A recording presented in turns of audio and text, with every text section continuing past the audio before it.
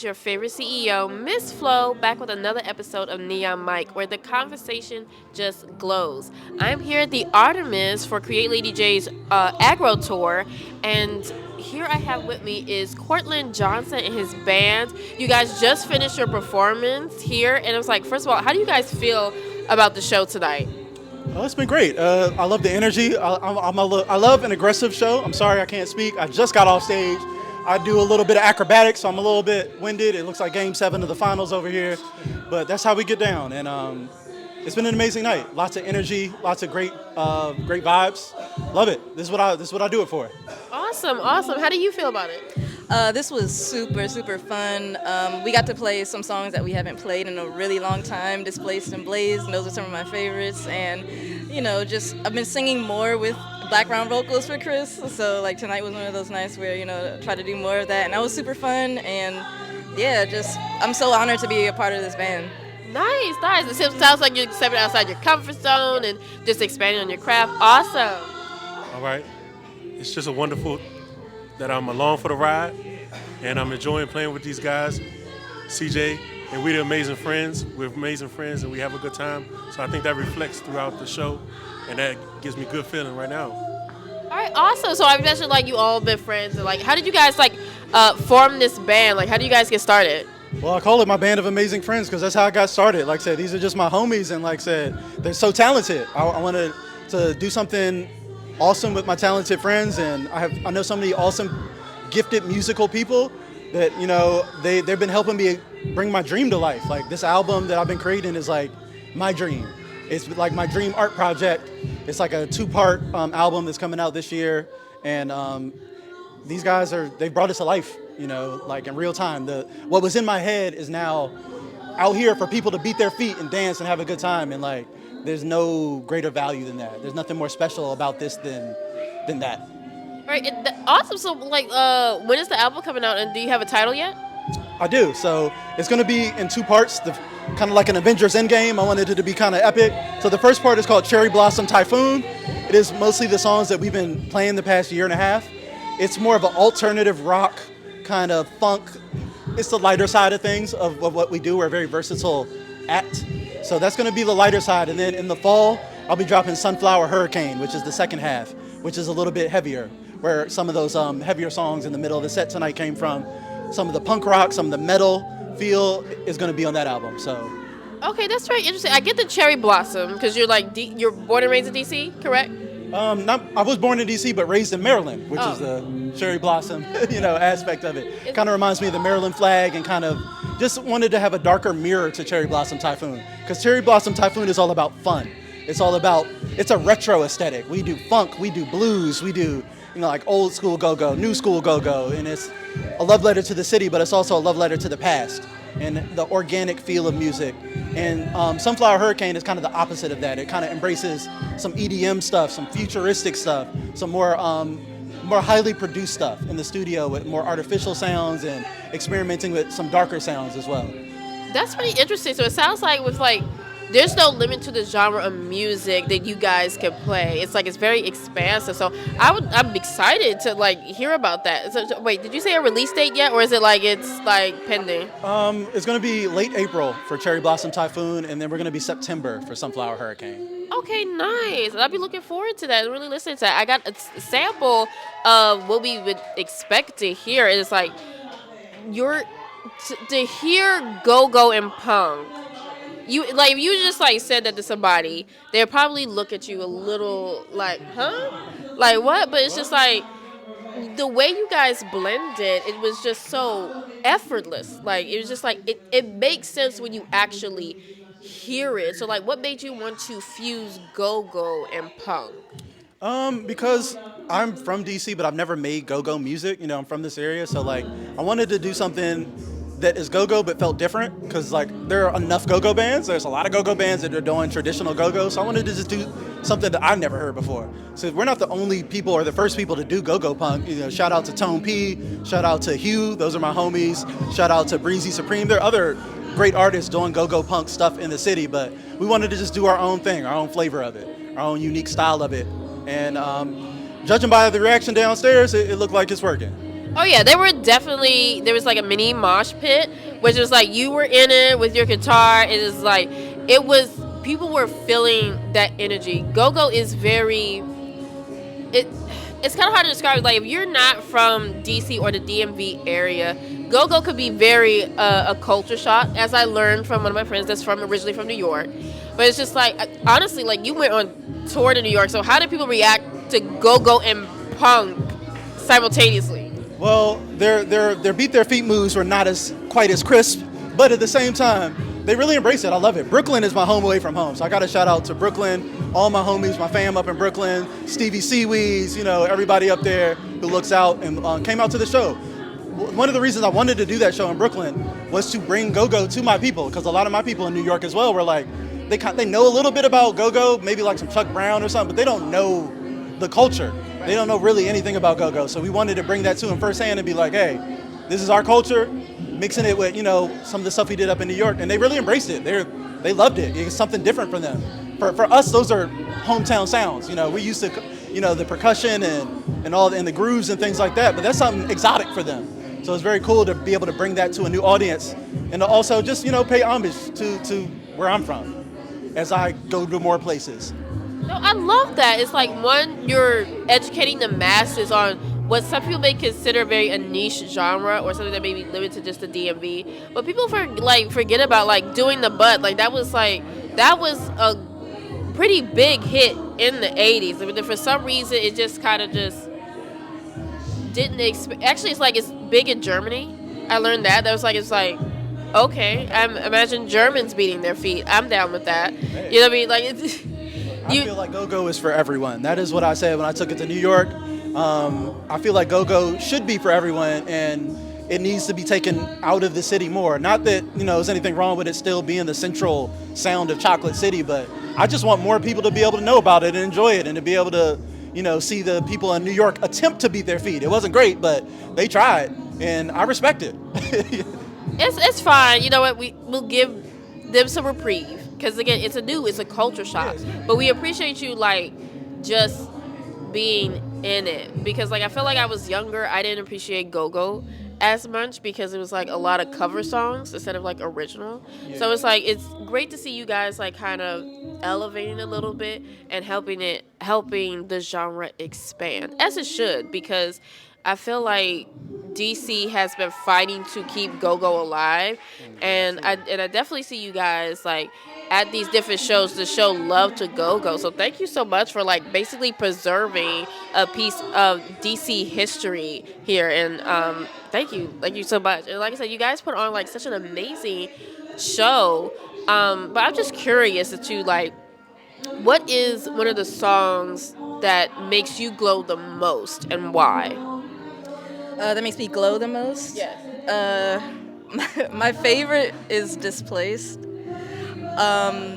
which is why I was so happy we got to play it today. And it's the hypnotic rhythm. I mean, I love the bass. I love just playing the bass line to it just as something to warm up to or keep me calm or something. And then the lyrics are so cool and badass, and you put all of that together, and for me it just puts me in a trance. Nice. I love that. I'm glad because that's what the song is supposed to do. It was inspired by Doctor Who. I'm kind of a nerd, and so it's a song about time travel and being displaced in time and space. For me, I like Displaced. That's one of the first songs I ever wrote back in the day. But for me, I love the punk bounce that we started downstairs. I think it's the perfect mix of go-go punk and being something marketable for people outside of DC, but also being authentically DC in a way that I think is perfect. I think it has a perfect balance, and I think that's going to be a hit once we drop that very soon, by the way, in the city. Nice. How about you? One of my favorite songs is Mirrors. I love Mirrors. It's a reflection of my thoughts. It helps you get through the times when your soul is being reflected upon, and it's helped me through many tough times. I enjoy playing and getting hyped with my friends. You know what I mean? It's just a wonderful time. And these songs, they're affirmative to how I live my life and how I'm moving towards the goal, the end goal. And I really appreciate the inspiration, CJ, you give coming up from whatever you're doing, moving forward, and being able to express your art. So it's just fun to be along for the journey. Yes, and like again, you can feel how you like. There's a general connection between you guys because it's just like one, you're having fun. Like you look like you guys are really enjoying yourselves, and you were vibing off the crowd and the the energy. And I'm just like the show has been great overall. And it's like, how were you guys able to connect with Lady J? I believe I had seen her around before, but we really connected at the Punk Black Festival last year, the Punk Black DC tour. Shout out to Punk Black too, and Vaughn and them and what they're doing over there.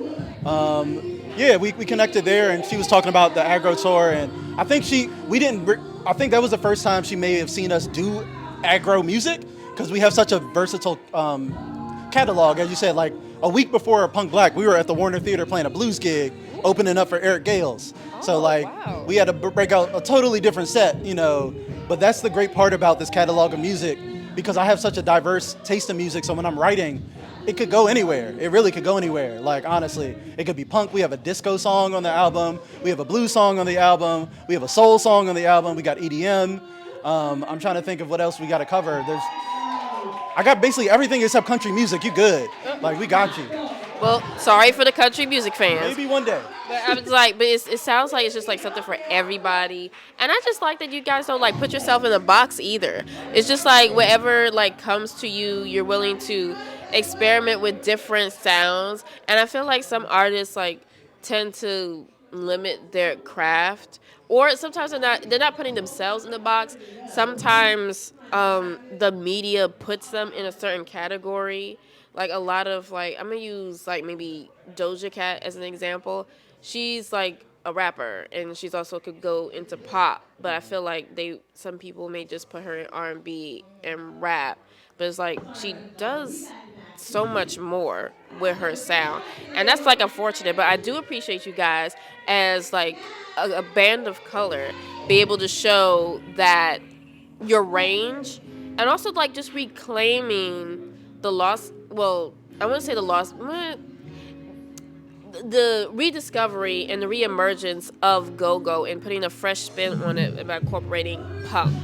And I think that's what we just need to see more, and that's how we're going to like keep the genre alive, is by adding and remixing it and expanding on it. So thank you guys so much for that. Yeah, it's got to evolve, and I think that's a controversial topic sometimes, because again, go-go is, people are really protective of it in the city, as they should be. It's our thing, but people really want to keep it in the space that's comfortable for them, and that's good and bad, I think, in my opinion, because it keeps it, like you said, localized in the city. But if go-go is going to thrive worldwide, it's going to have to evolve, and that doesn't mean the OG bands and the traditional sound at home has to change, but I think it just needs to be more people willing to experiment and incorporate those sounds into whatever they're doing and do something original. You mentioned the original music as well, and I think more go-go bands need to lean into making original music, and instead of just covers. And the covers are cool, but I personally hate doing covers. And now that people like enough of our original songs, I just stopped doing them. Like, honestly.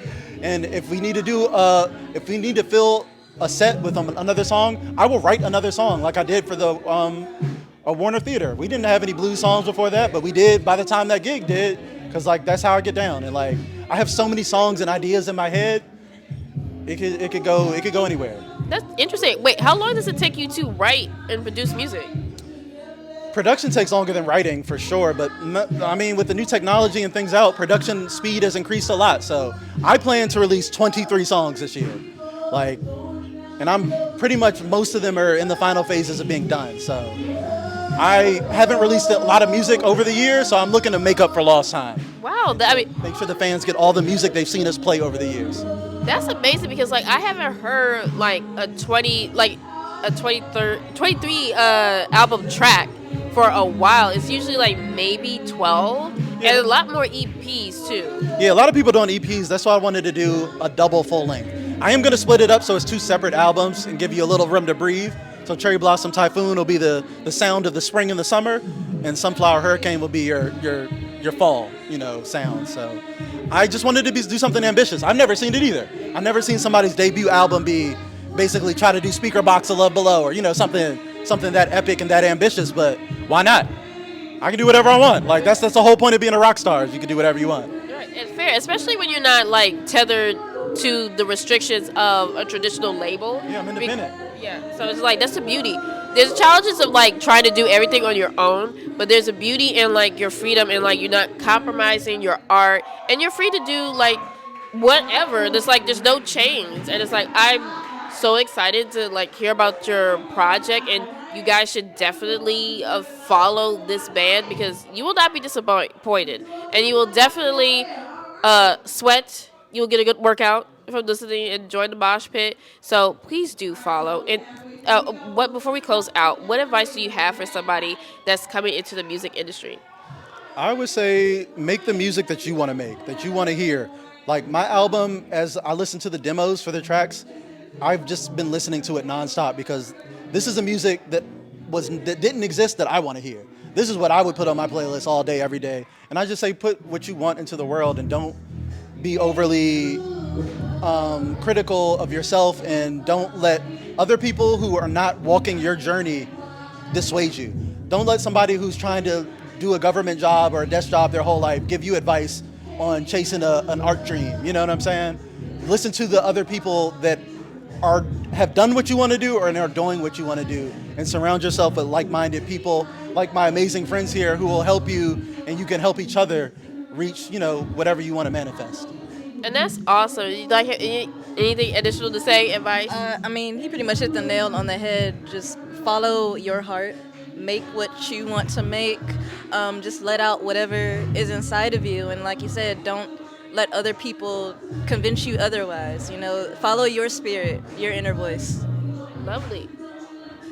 I would just say what my friends have said. Follow your dreams. Walk your path. Enjoy. Do kind things for people and uplift people. If you live by that motto and you walk that standard, you'll forever have blessings in your life. Blessings on blessings. And I hope that you all that are trying to break into this industry find good friends. Feel free to get inspiration from anywhere, and don't put yourself in a box either. And see how you guys have glowed from that conversation. I'm gonna catch you guys next time. Bye. Whoa. That's not the end all be all of the Aggro Tour coverage. I had a chance to speak with all of the artists on this amazing tour. In the next coming weeks, you're going to learn about these outstanding performers, and they will become your new favorite band. So subscribe to my YouTube channel and tap the notification button.